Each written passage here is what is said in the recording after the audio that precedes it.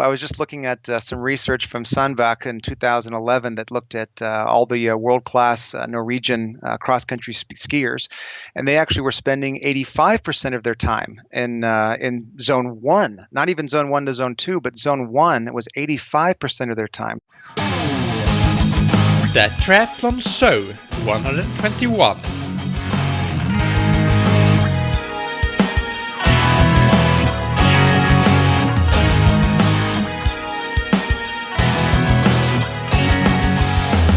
Hey, what's up everybody, and welcome back to another episode of That Triathlon Show, the podcast presented by scientifictriathlon.com. I'm your host, Michael, and on today's episode I interview Coach David Warden, and the topic will be why and how you most likely need to train slower to get faster. I'll give it away right here from the start. This is all about not getting stuck in that gray zone that feels like you're getting a good workout in, but you're still fairly comfortable. So that's not a great stimulus, and it actually takes away from the workouts where you really need to go fast. And there's a ton of studies, as we talked about actually in last episode a bit, that reveal that endurance athletes improve the most when they consistently do around 80% of their training at a very low intensity, and the other 20% can be moderate to high intensity. And that 80-20 distribution is the idea for the name of the book that David is coming out with together with Matt Fitzgerald. It's called 80-20 Triathlon, and it will be out later this year, but today David and I discuss that topic in advance, and you can check out that book later as it comes out. So we get into all sorts of things about this, like the science behind it, how most age groupers usually train. It is not 80-20. We discuss whether this still applies if you have a low training volume, like training 5-6 hours per week. And of course, a lot of practical advice for how to get started with 80-20 training. One thing that I want to mention about David is that in addition to being the co-author of 80-20 Triathlon, he is also the co-author of Triathlon Science. He actually wrote quite a few of the chapters there, the training related. I think from memory that things like interval training are chapters that David wrote in Triathlon Science. And he's a very successful coach and athlete himself. But before we dive into the interview, let's thank our sponsors. This episode is sponsored by Precision Hydration. And electrolyte needs used to be, and for most athletes probably still is, a guessing game.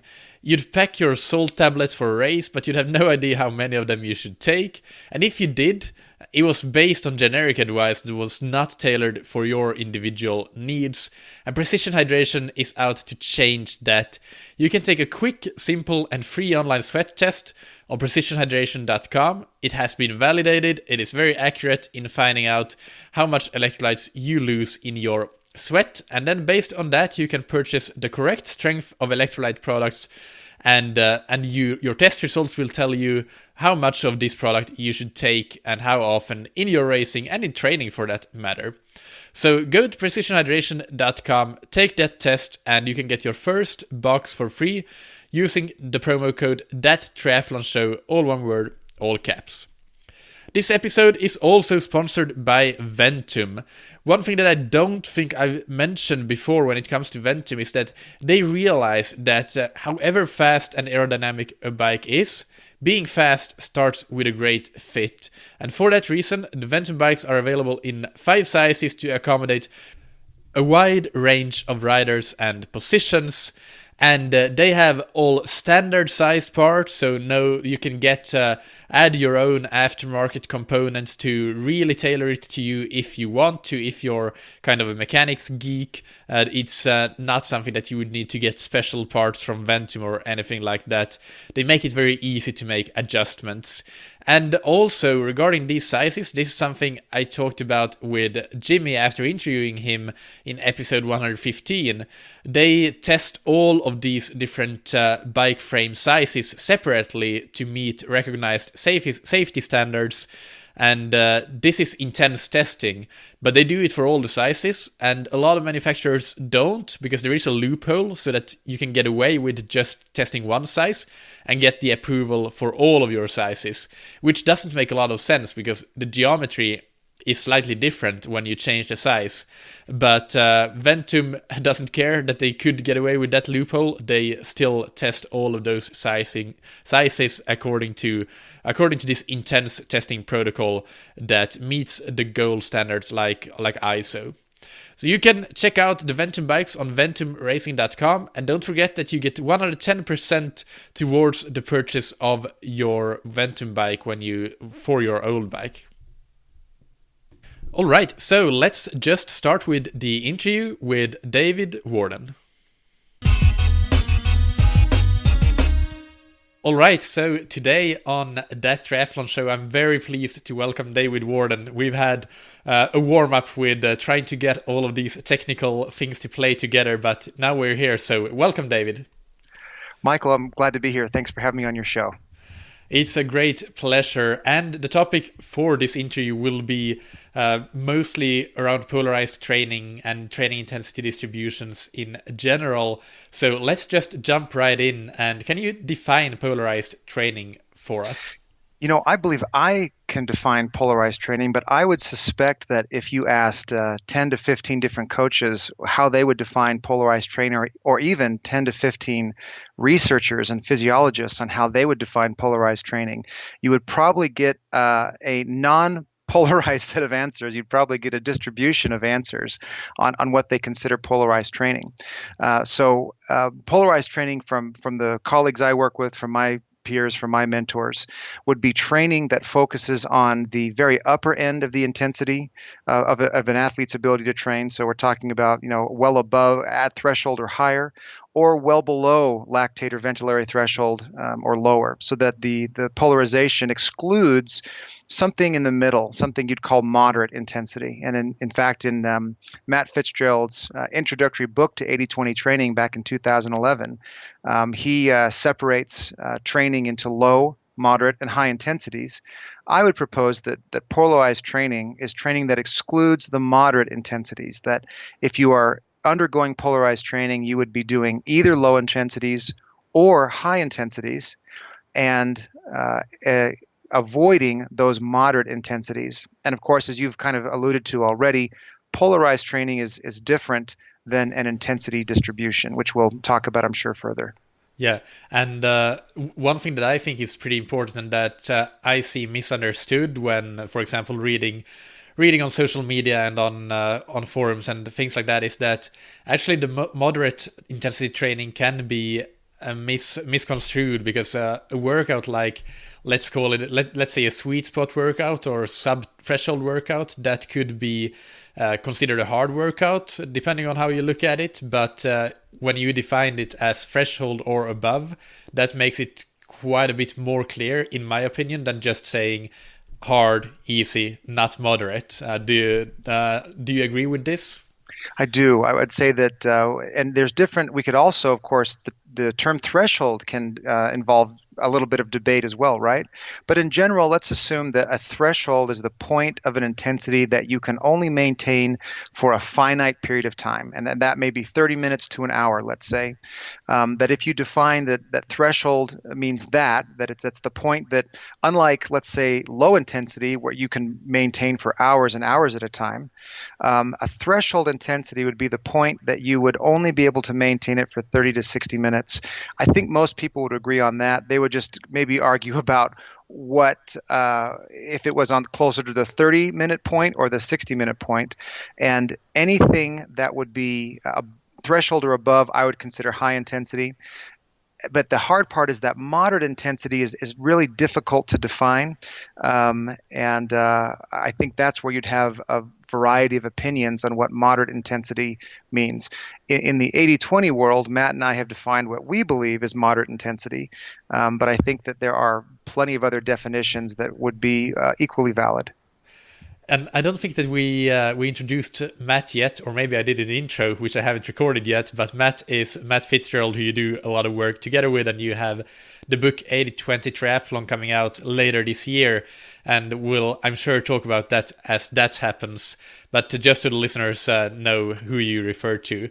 But let's talk a bit about, move on to the topic of training intensity distributions. And from polarized training has come up the concept of 80/20, as you mentioned already, and that is one of them. So what goes into that, if we start with that training intensity distribution? Mm-hmm. So back in 2011, Matt worked with a physiologist named Stephen Seiler, who is a world-renowned physiologist and researcher. And Stephen had presented some information to Matt regarding how world-class athletes train. And Stephen had found that almost without exception, world-class athletes spent 80% of their time at low intensity, and then the remaining 20% of their time at moderate to high intensity. Matt found that fascinating, decided to write a book called 80/20 Running, and Matt and I will be coming up with the follow-up to that book, 80/20 Triathlon, which will be published later this year. But the 80/20 concept is an intensity distribution concept as opposed to a polarized training concept. Those are two different things. The 80/20 concept is as simple as saying that we believe that the best athletes and the best results come from spending 80% of your time at low intensity and the other 20% of your time at moderate to high intensities. And that's been supported by what the best athletes in the world do, whether it's cross-country skiing or cycling or rowing or running. The best athletes tend to follow approximately, they're somewhere between 78/22. Occasionally you'll see an 86/14, but it's very close to 80/20 distribution. And of course, 80/20 is easy to remember, and so I think we'd sell more books as 80/20 Triathlon than 80/18 Triathlon. So we go down to 80/20. The polarized piece is how much of that 20% do you spend at moderate training versus the high intensity training? So the polarized piece, if once you accept that the optimal intensity distribution is 80/20, the only other piece that is somewhat perhaps unclear is how much of that 20% is high and how much of that 20% is moderate. And we cover that in our book, and I have some opinions on that. But we do believe strongly, based on Stephen Seiler's work and supported by empirical evidence of elite athletes, that the best intensity distribution is to spend 80% of your time at low intensity. So let's get into that then. What are your opinions on the 20% on moderate and high intensity? Matt and I distribute that 20% in a periodization process. So, of course, periodization refers to throughout your training season that you would spend different periods of that season focusing on different skills or attributes or levels of intensity. So in our book, which includes training plans, our book includes training plans for all distances of triathlons for multiple levels.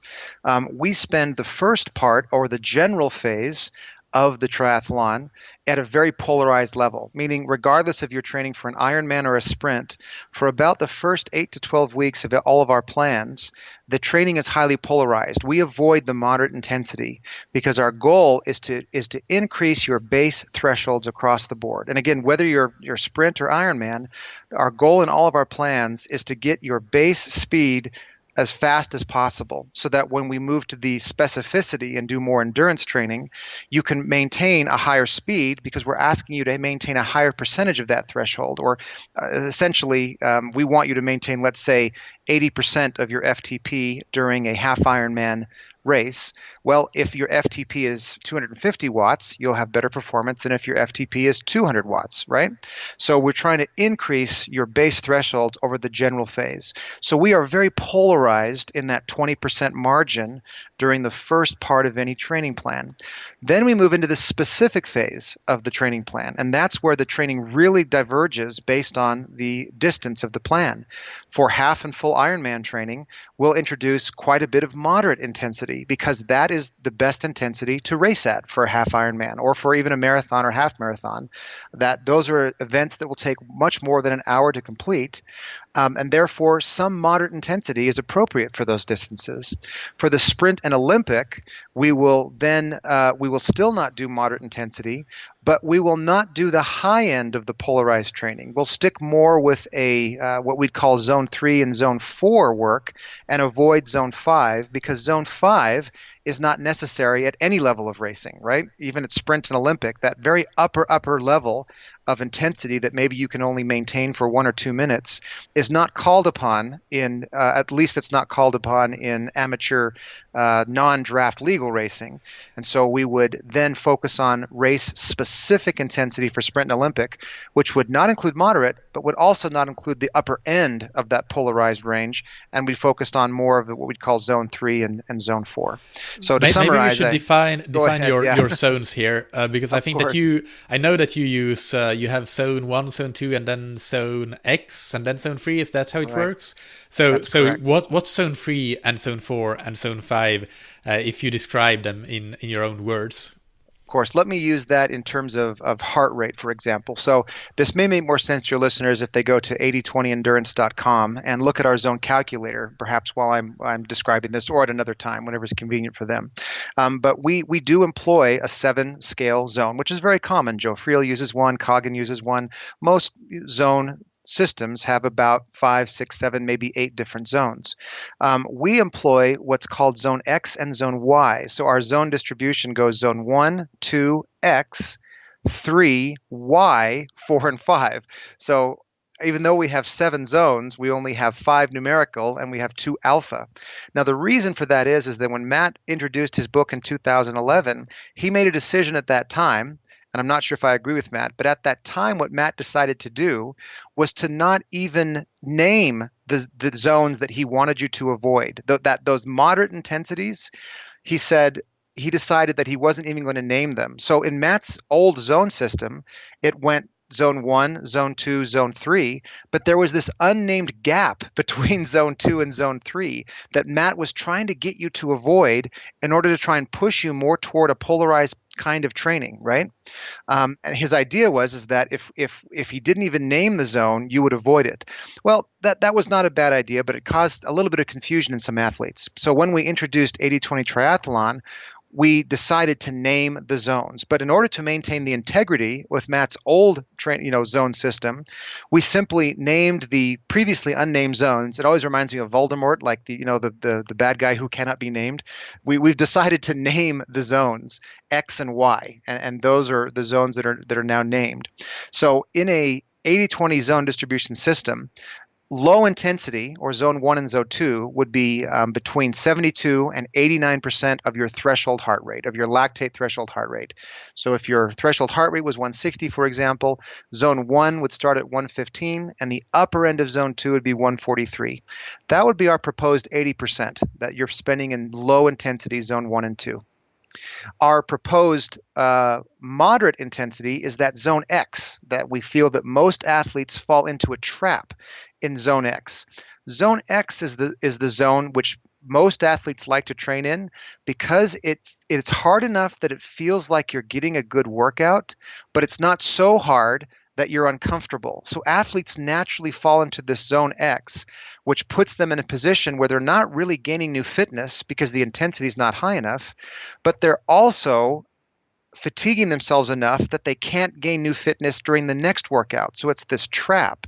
So that zone X is where in the general phase, we try and have athletes completely avoid because we're trying to build new fitness.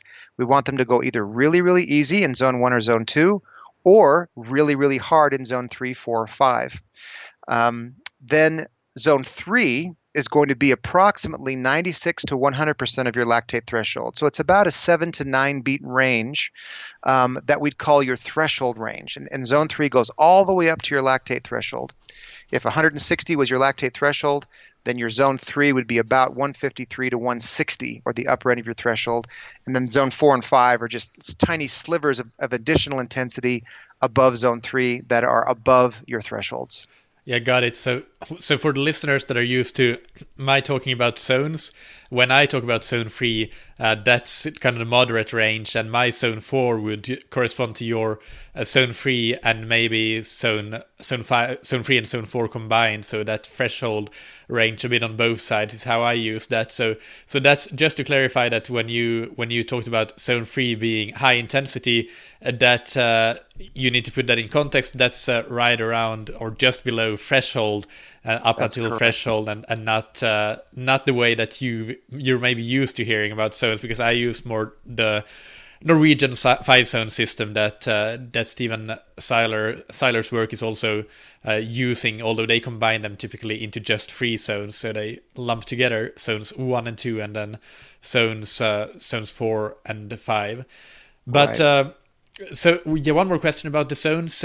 For the zone X, the first gray zone that you should avoid, where in relation to that is the aerobic threshold, which is something many listeners will be familiar with? Right. I don't feel comfortable specifying where I think the aerobic threshold or ventilatory threshold would fall in zone X because I am unsure. I feel very confident in our testing with lactate threshold testing, and we have benchmarked these tests against actual lactate threshold, but I am unsure where it falls in with ventilatory or aerobic threshold. So what about So. it? Do you have the first lactate turn point then, which usually, right or wrong, it's often used interchangeably with the aerobic threshold. Right. I would propose that the upper end of zone 3 for us is approximately 4 millimole of accumulation of lactate, and so you're going to have the about 2 millimoles of lactate at the upper end of zone 2, and that kind of squishy area between 2 and 4 millimole is what we'd call our zone X. Is going to be somewhere in that range. Okay, yeah. So let's then actually let's talk a little bit about one practical thing that I have gotten a question about a long time ago, and I just remembered it when I was preparing the questions for this interview. And that was somebody asking me about in polarized training, how do you calculate these percentages, like 80% in the easy training zones and 20% in the hard? Is it on a workout by workout basis, or is it actual minutes accumulated, or is there some middle ground? How does that work? It's a great question, and we have a whole chapter on this so that people can do this on their own in our book. Although we do provide plans that have the 80-20 ratios built in, we want athletes to be able to do their own custom plan and be able to calculate this on their own. So in Seiler's work, he has always done this at a macro level, meaning I've never seen anything that was done less than, let's say, 8 weeks of training period at a time when looking at elite athletes. We have followed a similar model. So we, of course, don't prescribe or don't recommend that an individual workout always be 80-20 because that would actually be ineffective. We would say, though, that in a given month that your ratios should be approximately 80-20 for total time accumulated, not based on distance, but based on total time that you're spending training. In our plans, we have it down to a week level. So week by week, we've decided that even though we probably could do something closer to a month level in our plans, and with our individual athletes as well, we try and hit that target on a weekly basis. The calculation is fairly simple. It is calculate the total time you spent cycling and running, and then calculate how much of that time was spent in zone 1 or zone 2. And if that equals 80%, voila, you have achieved 80-20 training for the week. The one exception we make, or there's a couple of minor exceptions, is on swimming. All of our plans use duration instead of distance on the bike and run. And we could have a whole other podcast on which method is better, distance or duration. And there's advantages and disadvantages to both. But we feel that for 80-20 training, the best method for the bike and the run is to use duration to manage your workouts as not distance. But for the swim, we make an exception because, of course, people are going to be, with very few exceptions, are going to be swimming in a fixed distance pool, 25 yards, 25 meters, etc.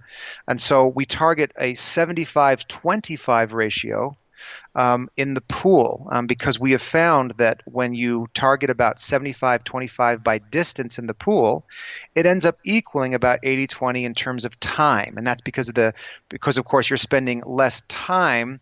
You're going faster in the 25% distance category, and so you are spending less time in that 25%. Therefore, we found that the 80-20 ratios in time when swimming equal about 75-25 when calculated by distance. So then it's very easy as well in the pool. If you're doing a 2,000 meter swim, we would propose that 400 of those meters, or 20%, be done at high intensity or moderate to high intensity, and the other 1,600 be done at zone 1 to 2. And let's actually, the swim is a great place to put in an example. I guess that you probably benchmark with some times for a fixed distance test and not use heart rate, because most athletes don't have swimming heart rate monitors. Is that right? That's correct. For our swim, in fact, for swim, bike, and run, we offer various measures of intensity. For the swim, we currently just use pace on the swim. We know heart rate is possible and even power for land-based and swim environments, like a VASA ergometer will give you power. But we don't feel like those are adopted well enough that we need to introduce that in our plans at this time. So with swim, you're correct. We just use pace. For the run, we have heart rate zones, pace zones, and power zones. Now that run power is becoming ubiquitous, and many people are introducing run power. We have run power zones, and for the bike, we have heart rate and power zones on the bike. Those are all included in the plans, as well as in our 80/20 calculator for each of those sports. So for the swim, if we have, I don't know what test exactly do you propose? Is it what distance or distances? All right. We propose two separate tests for the swim. One is the standard critical velocity test. This is where the athlete performs two separate time trials, one of 400 meters or yards. It can be done in meters or yards, and the other in 200 meters or yards. And the athlete would choose to do it in meters or yards based on the pool in which they would do most of their training. If you're training mostly in a meter-based pool, we'd want you to do this test in that same pool. If you're doing it in yards, we want you to do the test in a yard-based pool, wherever you're doing it most. But regardless, it's a 400 approximately meter time trial followed by a 200 meter time trial. And then there's a mathematical formula that takes those two and proposes a lactate threshold. There is a mathematical formula in the book that you can do on your own, or you can simply go to 8020endurance.com, plug the numbers in, and it will spit out the formula for you, which is, I think, a lot easier than doing the math. Or the second protocol that we recommend is a standard 1,000 meter or 1,000 yard time trial, with the threshold being your average pace per 100 of that test. Many new athletes struggle with that particular workout because they tend to fade right over the 1,000 meters, but have a little bit more success over the 400 plus 200, since it's a smaller, shorter test separated by a little bit of rest. And so they're able to maybe maintain a little bit more consistent pace with that critical velocity test. Yeah. And I think the listeners a lot of them are familiar with it. I talked about it back in episode 27, Great.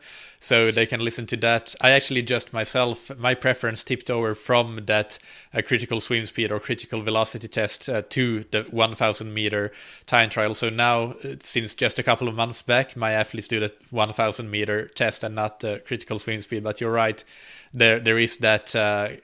It's not for complete beginners, definitely not.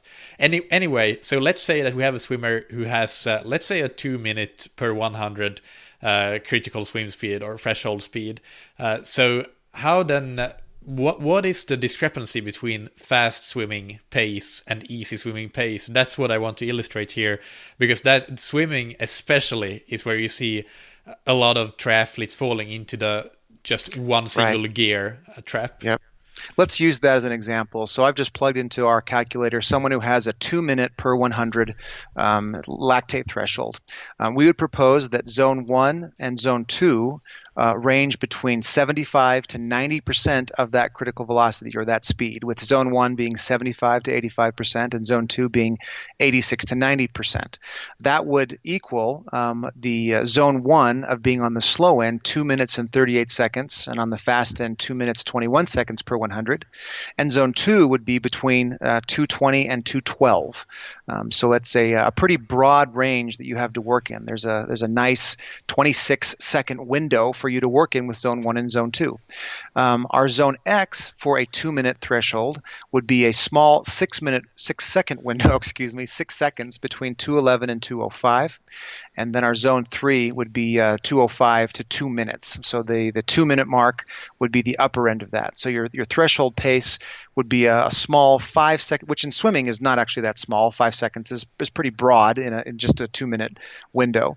And then of course zone 4 and 5 would be slightly higher than that. And we would only introduce zone 4 and 5 for some brief 25 or 50 meter sprints with some rest in between. Yeah. So I think that's, let's not talk too much more about that, but something that I see a lot is that athletes, especially those newer to swimming, go out and do the first 200 meters of warm-up, and they do it at close to threshold or above threshold sometimes, and then it just gets slower from there, even though the purpose is the exact opposite. So, but that just shows you that 211, I think it was the upper end of that zone 2, which was easy. So it's quite a significant difference. So I hope that the listeners can take that away and start do the easy swimming easier, so that you can go hard when it really matters. And you've picked on, that's really the key here with 80-20 training. The key is that the 80% allows you to get enough rest in between hard sessions. And when you combine that with a philosophy of hard easy, right, where you have easy days and hard days, what that allows you to do is it allows you to go harder on the hard days to build new fitness. You're not as fatigued. You're still getting all the benefit of the aerobic training from training, 6, 10, 15, 20 hours a week. You're still getting all the benefit from that nice slow, because there's lots and lots of benefits that come from just base aerobic training. You're getting all of that benefit, but then you're not so fatigued that you can't increase your thresholds through intense training. That's really the idea behind this, is that you're letting yourself go easy on the easy days, you're going hard on the hard days, and you're avoiding that moderate intensity trap that doesn't let you recover, which doesn't let you improve fitness when you go harder on the subsequent day. Yeah, that's a great way to sum it up briefly and succinctly. I really, really like that. I'm jumping back and forth a little bit here, but related to that, you mentioned the accumulating time and building that aerobic base. And contrary to that, there are some philosophies which may be necessary for some athletes that are very limited on time, but with low training volume and a lot of it being of a very high intensity, definitely not 80-20. Like a couple of things that I wrote down in my preparations for this episode were Chris Carmichael's time crunched cycling programs. I just finished that book, and actually a lot of the Trainer Road cycling programs, I really like them a lot, but when you, especially on the low volume side or low volume programs, it's definitely not 80-20. So what's your take on those sorts of programs that take a much more high intensity approach to It's a great question. Training? I would say that I don't want the 80-20 philosophy to come across as dogmatic. I would not say that 80-20 works in every single situation. I would say it works in virtually all situations, but you brought up a good point where I think there would be an exception. For someone who can only afford 5-6 hours a week of training, which by the way is a lot of exercise still. I mean, most governments would recommend that a typical individual should exercise between 3 and 6 hours a week, regardless if you're training or not, right? That's just a good amount of time to exercise. Many of us can only get 3 to 6 hours of training in a week. I would say that any individual, this is not empirical, this is just my experience, any individual can handle 90 minutes a week of moderate to high intensity training, regardless of their total training time. So let's say you only could train 3 hours a week. I would have no objections with someone training 3 hours a week of doing 50% of their time at moderate to high intensity. I have not seen that be a detriment long-term or short-term to anybody's training. And what that really means is that 90 minutes is a cutoff of about 7 to 7.5 hours. That I would say anything below 7 hours, the 80-20 rule starts to have diminishing returns under 7 hours a week of training. Once you get beyond 7 hours, I think it does become paramount. At that point, you really can begin to overtrain if you're starting to go vary from those 80-20 ratios. But you're exactly right. For I would agree with Carmichael, et cetera. If you're training very low volumes, under 7 hours a week, I would say that 80-20 becomes less relevant, and anybody can handle at least 90 minutes of moderate to high intensity training a week. When you get up to 15 plus hours, which most of our half and full Ironman athletes are doing, it becomes paramount that you follow 80-20 training, because at that point you can easily start to accidentally do 5-6 hours of high to moderate intensity training, and then you're falling into the trap where you can't gain new fitness. So for those that are training less than 7 hours per week, would you, if you coach an athlete like that, would you by default fall into something that is not 80-20, or would you try 80-20 first until you see those returns start to diminish, as you say, and then start to up the intensity? What would be your approach?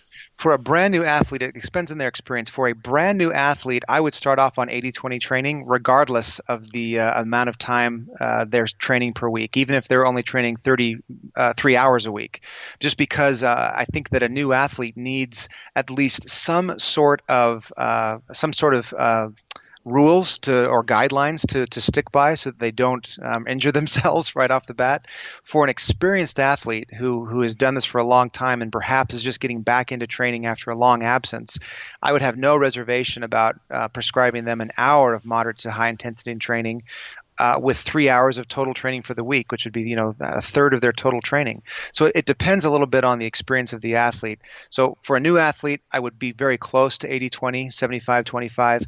For an experienced athlete just coming back, I would have no trouble getting them into the 30, 40, 50% of moderate to high intensity until we got back into an 8+ hour week. Perfect answer.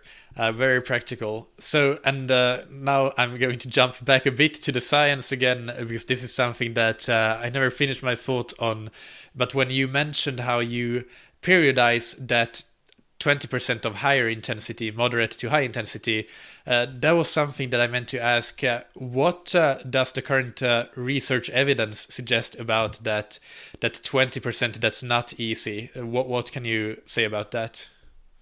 Yeah, I was just looking at this before. In fact, yesterday I was just looking at this on a kind of a meta study that was recently published on looking at multiple other studies that had looked at intensity distribution.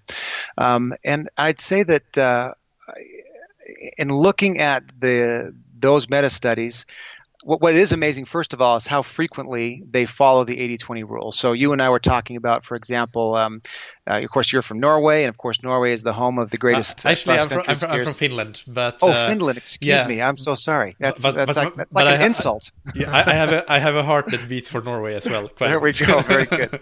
So I was just looking at some research from Sandbach in 2011 that looked at all the world-class Norwegian cross-country skiers, and they actually were spending 85% of their time in zone 1, not even zone 1 to zone 2, but zone 1 was 85% of their time. So they were spending even more time in that particular zone. However, when I look at another study at world-class cyclists, I find a study that shows that some pursuit cyclists spent about 90% of their time at low intensity. And so it gives me pause to think that the 80-20 number, and there's other numbers here that show 75-25, but the distribution is so broad, I don't know if I can accurately answer how the different intensity distributions compare against each other. Because these are different sports, it could be that it's very convenient for Matt and I to say that 80-20 works well for running and triathlon, but it could be that 10 years from now we discover that for cross-country skiing it needs to be 85-15, or for rowing it needs to be 75-25, and that it's more sport-specific than just a broad endurance sport. So I probably can't give a satisfactory answer at this time, other than I am confident that the 80-20 ratios, whether you're in the general or specific phase of training, are going to be within a few points of what the research will continue to support in 5 to 10 years. And maybe more specifically to answer your question, there is research on the distribution of elite athletes in the pre-competition phase and in the competition phase and in the rest phase. And there's a little bit of different distribution. For example, cross-country skiers in 2014 were shown in the preparation phase to have 87% of their time at low intensity, and in the competition phase, only 84% at low intensity. And that is a fairly consistent model across, at least what I can find across other sports and other studies, is that there is a slight difference in changing to a slightly higher intensity in the competition phase versus the preparation phase. And I can understand that, but at the same time, I think that from a branding perspective and from an 80-20 distribution is a little bit easier to follow than an 84-16 distribution if we wanted to be more precise. I hope I've answered that question accurately. Actually, what I was getting at, partially, but not Yes. completely. I Okay. was getting at a bit more about the distribution between the moderate and the high intensity zones, because Excuse me. you talked about Yeah. having the first higher intensity in the early phase of your periodization, and then as you get closer to your race, especially for Ironman, you would have more in that moderate zone. But what do we know? Do you know that from research on Yeah. triathlon or any other sport, or what does the Gotcha. research say about So, that so you can distribution? go back and just erase my whole answer because I didn't answer your previous question. But anyway, I'll try and answer it better this time. So unfortunately, I don't have an answer based on research about the distribution of moderate versus high intensity in that specific phase. I am going off of the principle of specificity, which says that if you want to do well at half Ironman racing, you need to train at half Ironman intensity. Your bricks and your long workouts should somewhat mimic the pace at which you expect to do on race day. So the distribution of moderate to high intensity in that specific phase is simply based on my experience as a coach saying I need to have them have at least 10% of their time at that moderate at the intensity at which they will race. For some athletes, that may not even be moderate intensity. For some Ironman athletes, their Ironman intensity is going to be zone 2, upper zone 2, and not zone X at all, right? And so there may be some athletes who in the specific phase spend only 10% of their time at high intensity and spend 90% of their time at what we'd call low intensity, which includes zone 2, because their particular Ironman intensity happens to be zone 2, because they may be inexperienced or that's just where they're at. For other athletes who can handle zone X for Ironman and half Ironman, I would spend about half of that 20% or about 10% of their time at race-specific intensity, which would be a moderate intensity. And that's not based on research. That's based on the principle of specificity, which I suppose is based on research, that you must be able to train in the intensity at which you expect to race to do well on race day. Yeah, that's a good answer, even though it's not based on research, but it's very very good still. It gives us the reasoning behind it, and yeah, why you do that. Is there, by the way, you alluded to it already, that we don't really know about how it might differ in different sports, but do you consistently through your plans, you have 80-20 in each discipline, in running separately, in cycling separately, and in swimming separately? That is, at a macro level, that is correct. So we would have, of course, on the swimming, we go 75-25 on distance, and that is done week by week. On the bike and the run, on our plans, I do not, on a week-by-week basis, I don't ensure that each bike, the bike and the run are separately 80-20, but I do at a monthly level. So I make sure that each week the bike plus the run are always at an 80-20 distribution, and that at a monthly level, I go through and make sure that the separate bike and the separate run are done 80-20. So what that means is that in a given week, you might actually have a 90-10 or even a 75-25 based on a bike or on a run. And that's okay. It just means that the other discipline is making up for that at a higher or lower distribution. So I worry less about having the individual bike and run sport be exactly 80-20 on a weekly basis, but I do double check on a monthly basis that the individual sports, so that we don't accidentally train someone at a 90-10 on the run and a 70-30 on the bike on a macro level. Yeah. Okay, got it. Brilliant. So let's start to wrap it up here with this discussion for now. This is a topic that we could go on for hours and hours about, but I think that we would just maybe confuse the message. So let's, if you can briefly, David, sum it up here in 2 or 3 sentences. Why should athletes listening to this start to apply 80-20 training to their triathlon training? The first reason is that it's because they are likely already have fallen into a moderate intensity trap, and they are likely already training at a 50-50 or 60-40 training. Second of all, it's easy to make the change if you monitor your workouts. If you monitor your intensity and understand your zones, it's an easy thing to fix on paper. The hard part is giving yourself permission to do it. yeah, it's an ego thing. You don't Right. want to run slower and have people pass you when you could comfortably run so much faster. But Right. that's the yeah, totally agree that that's the big challenge. And how can people check like where they are now in terms of if they're training 50-50 or already at 80-20, if we to give a practical step to start?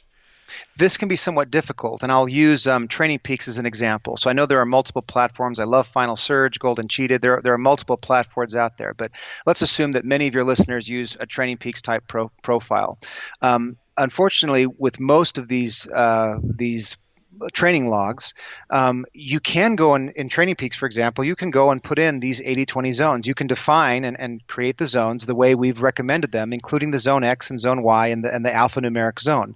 You can set that up, and then going forward, you can easily track and see how much time you're spending in each zone.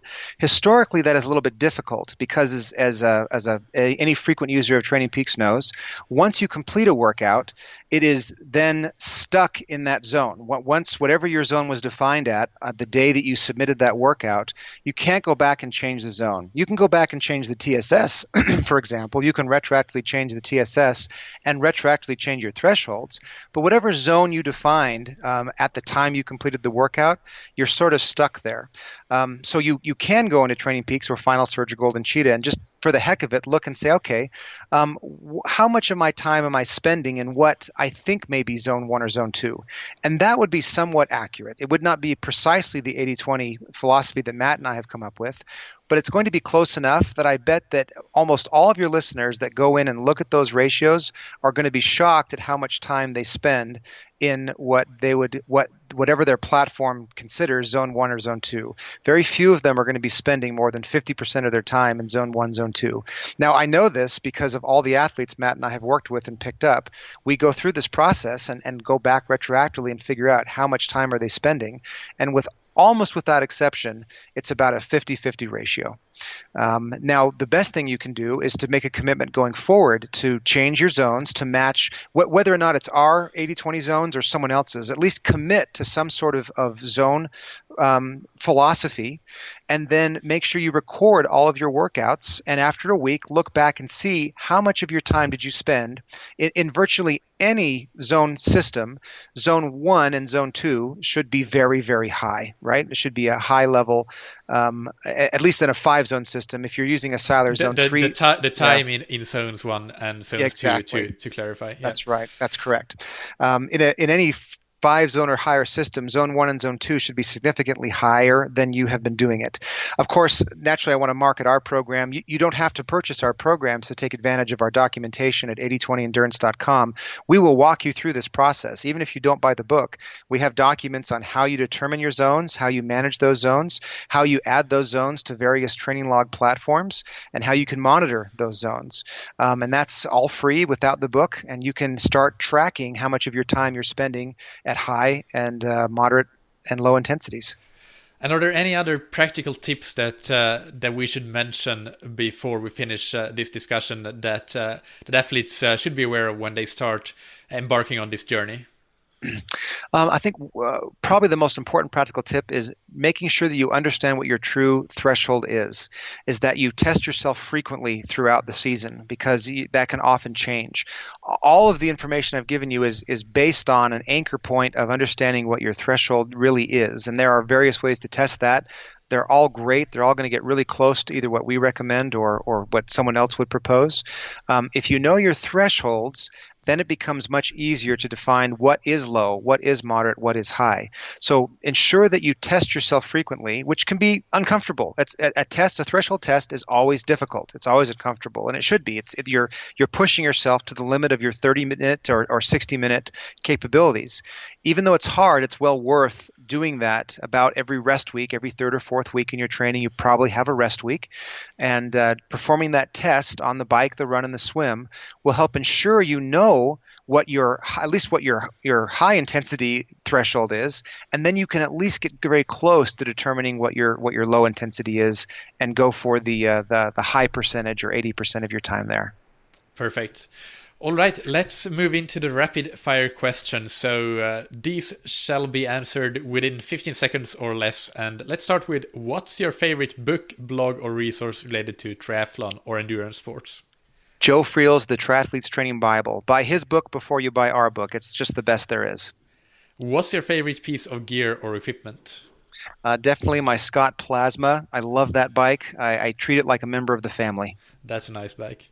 What do you wish you had known or done differently at some point in your career?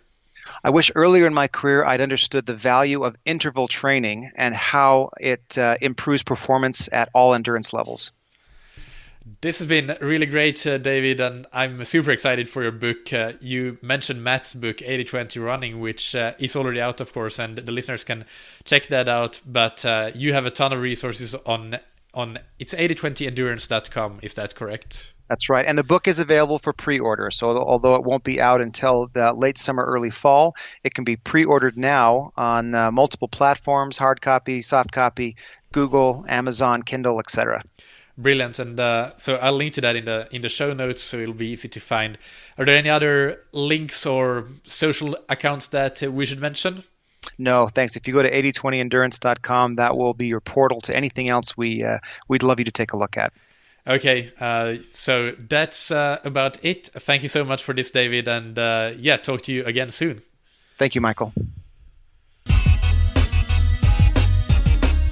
I hope that you found that interview useful, and I think it definitely is one of the more important interviews I've done, because as David said, he said that they see with Matt that athletes spend 50% of their time only in that easy intensity zone. And this is not doing you any favors. It is actually probably causing you to not improve as you could if you're doing your easy stuff easier than you currently are.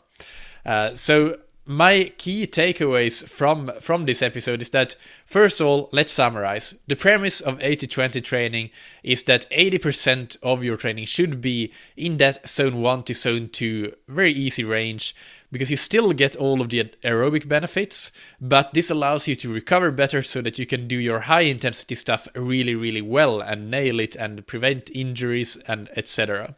So that's the idea, if you missed that. And the second takeaway is that, as I already said, you are probably not training enough in those low intensity zones.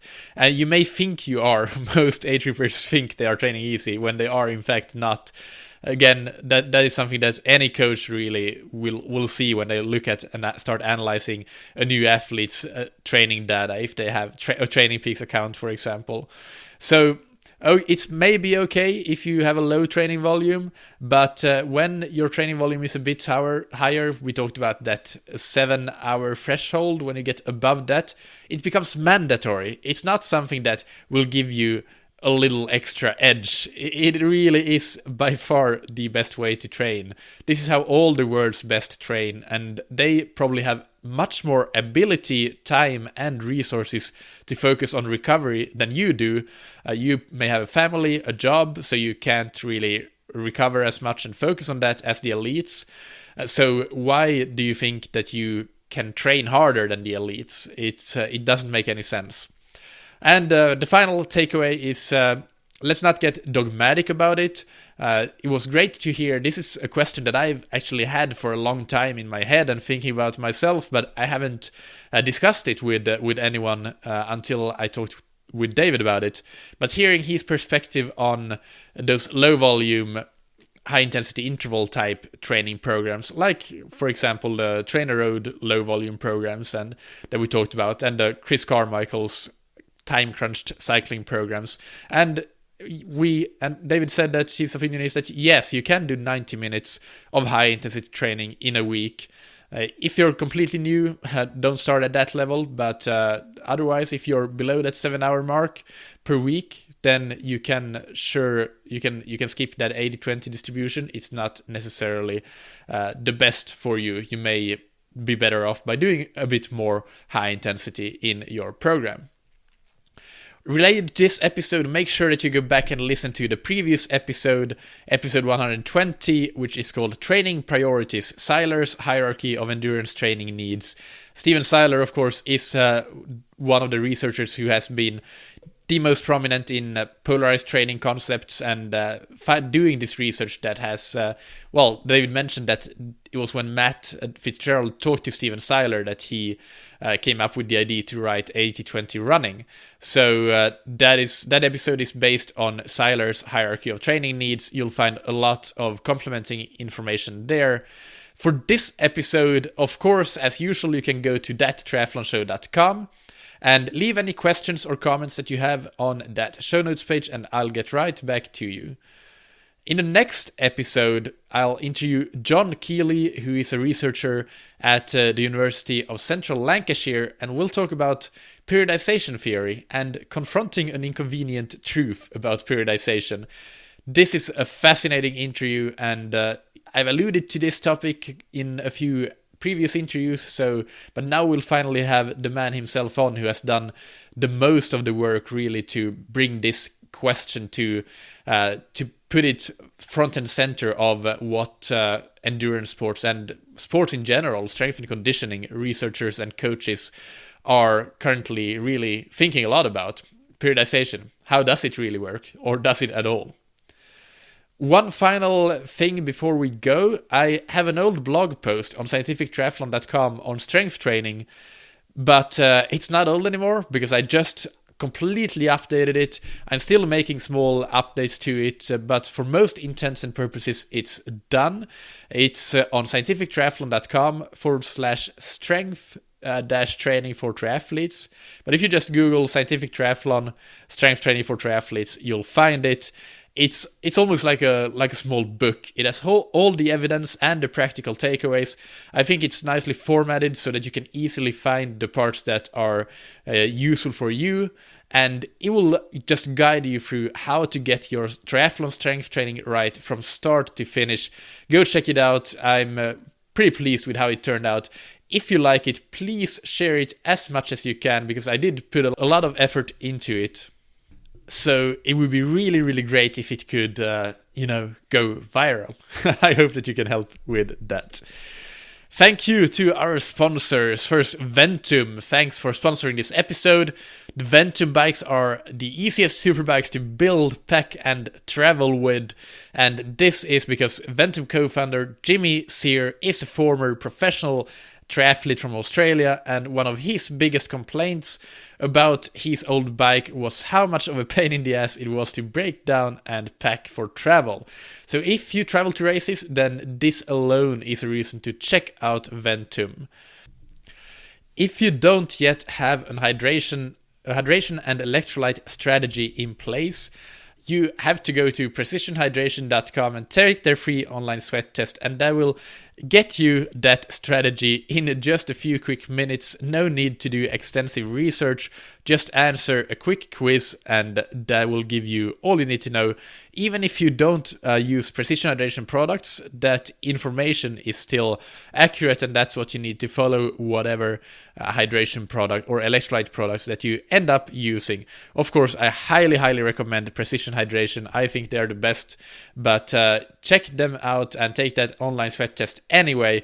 If you buy their products, you know that you can get the first box for free when you use the discount code ThatTriathlonShow, all one word, all caps. Thank you, as always, for listening. Keep training smart and keep loving triathlon.